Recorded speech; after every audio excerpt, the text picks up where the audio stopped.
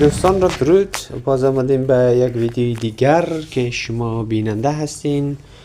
این سیل در جاکارتای اندونزیا است. در خیلی از قسمت های شهر جاکارتا دو سه روز بسیار سیلی شدید بود و ما متاسفانه در سیل برخوردیم و بسیار خسارت سنگینی دیدیم.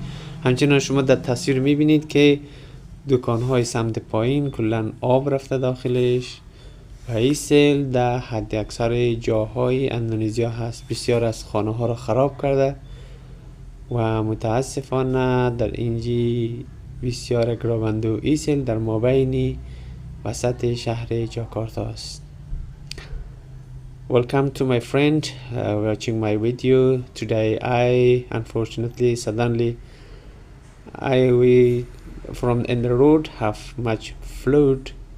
We cannot easy to pass this area, but unfortunately my motorcycle is worse because the water inside my motorcycle.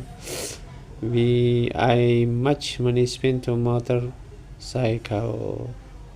Hello teman-teman, welcome to now my video. Di sini ada banyak banjir, ada polisi, banyak bantu sama orang di sini, orang-orang anak-anak kecil berenang-berenang di sana.